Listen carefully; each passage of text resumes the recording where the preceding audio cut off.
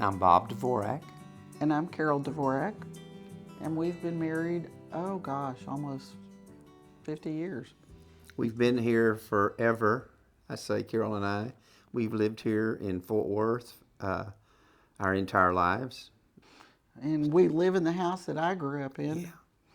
Yeah. We met in high school, and Bob was raised Baptist. I was raised United Methodist. And to make it short, if you want a short story, I was perfectly innocent up until about 17, and I met Carol. And then, oh my gosh, it went downhill. But we did want our children to be in church, so we started going to the Methodist church. And but then through a series of events, our second daughter was living at the house, and one of the rules for her living at the house with her daughter was you had to attend church somewhere. So she knew Kendall and Brian, and they went to CrossRoads. So she attended CrossRoads. And in one of the multiple discussions we had over everything, I told Bob that if you're going to require her to go to church, you need to do it too. You need to put your money where your mouth is. And and he did. He went, and the first time he came back, he was like, oh my gosh, you're not going to believe this. He really felt like this was great. And so I was very skeptical, and I was kind of like, okay, yeah, well, we'll see. How long is this going to last? Are you really going to go every Sunday? Well, he started going every Sunday. He loved it. So after about a month or so, I started going, and I really felt like, from the very first time, I felt like I had come home. I was very surprised. I'd never been in a church this small. I only knew a few of the people that were there.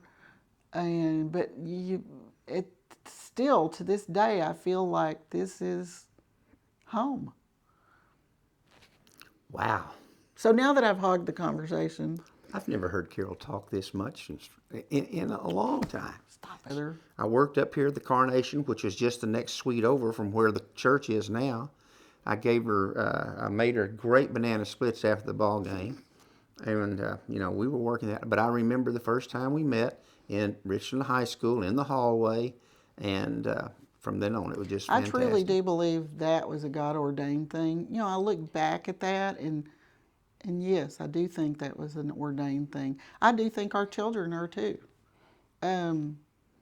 When we tried to get pregnant, and it just didn't, for whatever reason, it didn't work, and I applied to every agency in the state of Texas, and we settled on one, and this is unheard of.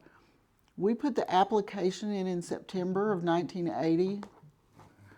We got approved in December of 1980, and in February of 1981, we had a baby in the house. And when she was about 18 months old, I thought to myself, man, this is so much fun, God.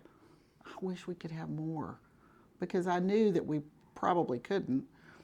And boom, lo and behold, about 9-10 months later, Jamie dropped in our laps. It was a private adoption. You don't see those very often.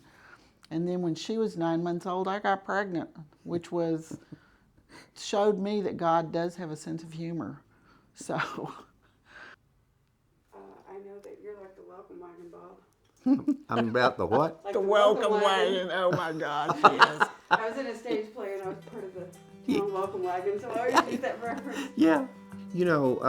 Jonathan put out a note or a question to all of us about what kind of person are you? Are you a handshaker, fist bumper, elbow giver, or what?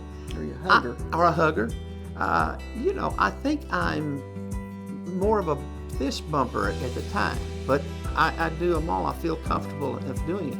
I want people to come into the church and that people just hover around and let them know they're welcome, they're here, that this isn't their first time, that they're here to stay. They're come to get a message. They've come into a family that they know that if they have a question or a need, that they can ask anybody.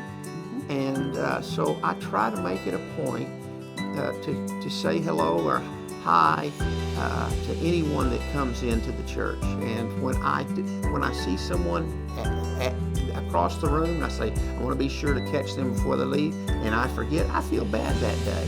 I miss them, I miss saying hello. So I enjoy meeting people and first-time people. I want them to know when they come into a church, it's a church family, and there is love here, and I feel love here.